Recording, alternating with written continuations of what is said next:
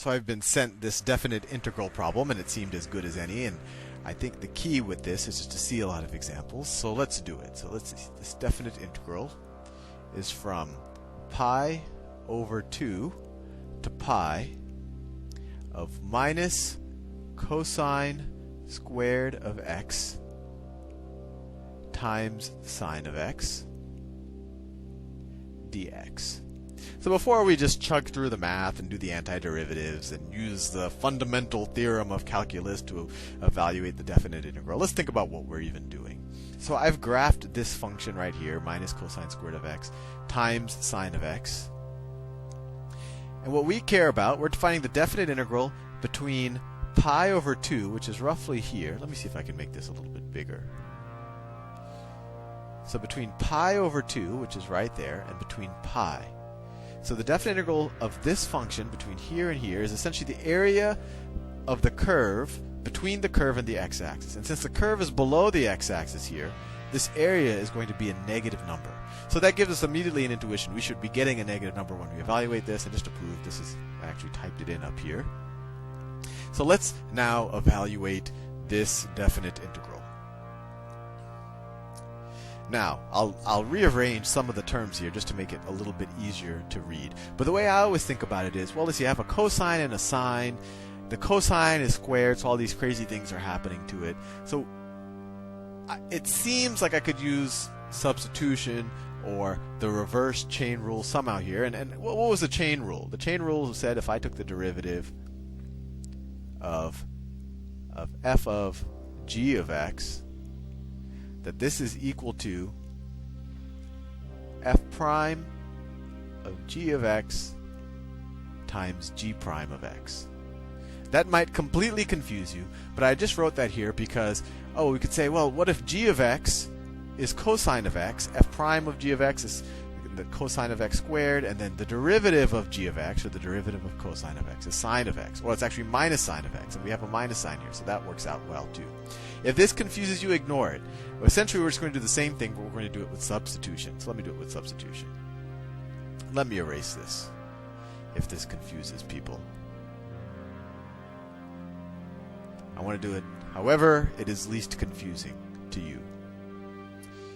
Okay, let me erase that. Actually, let me do it with substitution, just because the way I was just doing is kind of my shortcut when I'm, back in the day when I was a math lead. But it's good to be able to do it with substitution. It helps you from making careless mistakes. So let me rewrite this first of all. This is the same thing as the integral from pi over 2 to pi of cosine squared of x. Actually, let me write that as cosine of x squared. Same thing, right? Times minus sine of x. Minus sine of x dx. And now it should be a little clearer to you. What's the derivative of cosine of x? It's minus sine of x. So I have a function, and it's being squared, and I have its derivative. So I can figure out its antiderivative by using substitution or the reverse chain rule. So let's make the substitution. U is equal to cosine of x. How did I know to substitute u is equal to cosine of x? Well, because I say, the derivative of this function is here. So when I find du, this whole thing is going to end up being du. And let me show that to you. So what is du dx? Du dx is equal to minus sine of x. That hopefully we've learned already. So what is du? If we multiply both sides by the differential d of x, we get du is equal to minus sine of x dx. So if we look at the original equation, this right here we just showed is equal to du, and this right here is what? Cosine of x is u. That was our original substitution. So we have u squared. U squared. So now let's take the integral, and I will arbitrarily switch colors. And now, this is a very important thing. If you're going to do substitution, if we're going to say u is equal to cosine of x, we're going to have to actually make the substitution on the boundaries. Or we could do the substitution, reverse the substitution, and then evaluate the boundaries. But let's do that.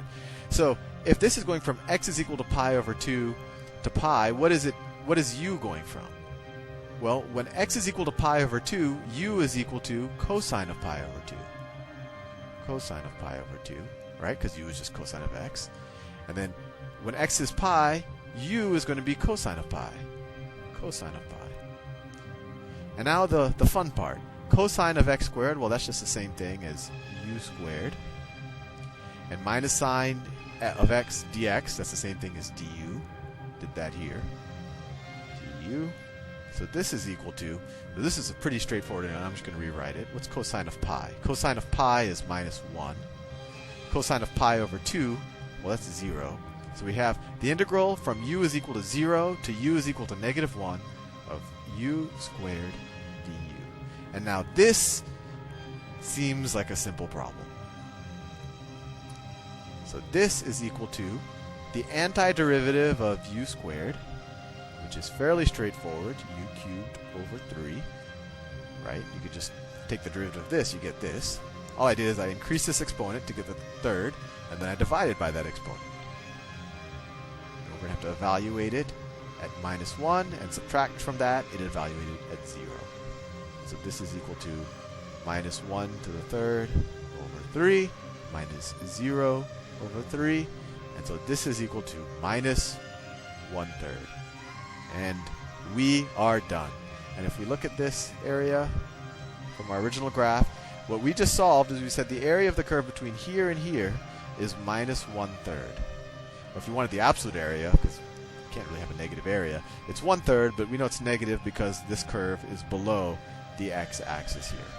And that looks about right. That looks like about 1/3. I mean, if this cube right here is 1, then that looks about 1/3. So this is the intuition all works out. So hopefully you found that vaguely useful. And actually, I just want to actually let me since we have a little bit of time, hopefully you understood this. And if you did, don't worry about what I'm going to do now. But I want to show you how I tend to do it, where I just think of it as the reverse chain rule, and it's a little bit quicker sometimes. But it's really the same thing as what we just did with substitution. So if we erase all of this, and so if we have this integral right here, what I do is I say, well, I have cosine of x squared. Let me take this minus, well, I could use this one. I have cosine of x squared, and then I have minus sine of x. This is the derivative of this. Since the derivative is here, I can just treat this whole thing like an x term. So this is the same thing. So the antiderivative is cosine of x to the third over 3, and I evaluated it at pi over 2. And remember, how did I do this? What allowed me to treat this cosine of x just like an x, or like a u when I did it with the substitution? Well, I had its derivative sitting right here, minus sine of x. So that's what gave me the license to just take the antiderivative, pretend like this cosine of x is just an x, is just a u, you could even say, and just say take it its exponent, raise it by 1, and divide it by 3, and then evaluate from pi to pi over 2. So this is equal to cosine of pi cubed over 3 minus cosine of pi over 2 cubed over 3. This is minus 1 to the third. So this is equal to minus 1/3 minus this is 0. So we get the same answer. I just wanted to show you that. It's exactly the same with substitution. It's just I didn't formally do the substitution. But it's the exact same thing. Anyway, hope you found that helpful.